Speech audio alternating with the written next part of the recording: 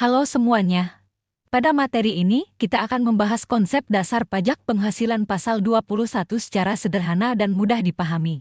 Materi ini merupakan bagian dari pajak terapan brevet A dan B. Mari kita mulai.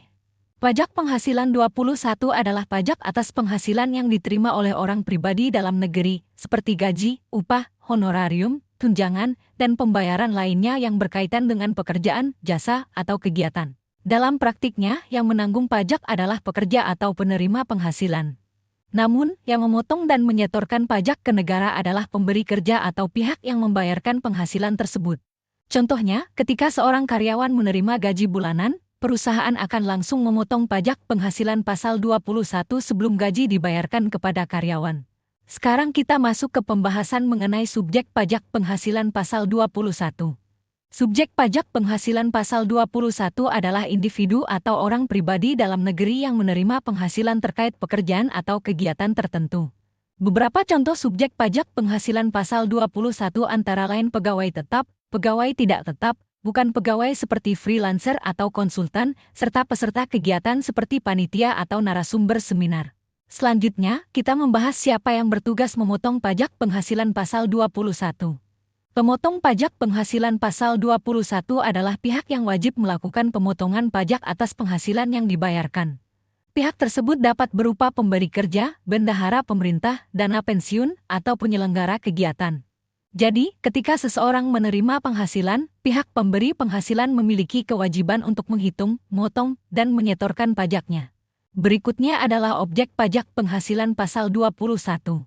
Objek pajak penghasilan pasal 21 adalah seluruh penghasilan yang diterima oleh wajib pajak orang pribadi dalam negeri yang berkaitan dengan pekerjaan, jasa, atau kegiatan. Jenis penghasilan yang termasuk objek pajak penghasilan pasal 21 cukup beragam. Untuk pegawai tetap, objek pajaknya mencakup gaji dan tunjangan yang diterima secara rutin, termasuk bonus dan tunjangan hari raya. Untuk penerima pensiun, objek pajaknya berupa uang pensiun yang diterima secara berkala. Bagi pegawai tidak tetap atau tenaga kerja lepas, objek pajaknya berupa upah harian, mingguan, atau borongan. Sedangkan bagi bukan pegawai, seperti dokter, pengacara, atau konsultan, objek pajaknya berupa honorarium, komisi, atau pembayaran jasa lainnya.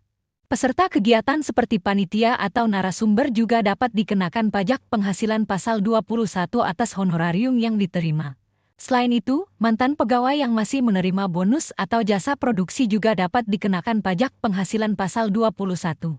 Termasuk juga pembayaran pesangon, manfaat pensiun, tunjangan hari tua, atau jaminan hari tua yang dibayarkan sekaligus. Prinsip dasar pajak penghasilan pasal 21 adalah semua penghasilan yang berkaitan dengan pekerjaan pada dasarnya merupakan objek pajak. Namun, perlakuan pajaknya bisa berbeda-beda tergantung siapa penerima penghasilannya. Ada perlakuan khusus untuk pegawai tetap, pegawai tidak tetap, bukan pegawai, penghasilan final, dan jenis penghasilan lainnya. Meskipun demikian, ada beberapa penghasilan yang tidak termasuk objek pajak penghasilan pasal 21. Contohnya adalah manfaat asuransi kesehatan, asuransi kecelakaan, asuransi jiwa, serta natura atau kenikmatan tertentu sesuai ketentuan perpajakan terbaru. Selain itu, iuran pensiun yang dibayarkan kepada dana pensiun yang telah disahkan Menteri Keuangan juga bukan objek pajak penghasilan pasal 21. Sekarang kita masuk ke tahapan menghitung pajak penghasilan pasal 21. Langkah pertama adalah menghitung penghasilan bersih. Penghasilan bersih diperoleh dari penghasilan bruto dikurangi biaya-biaya yang diperbolehkan menurut ketentuan perpajakan. Contohnya adalah biaya jabatan dan iuran tertentu.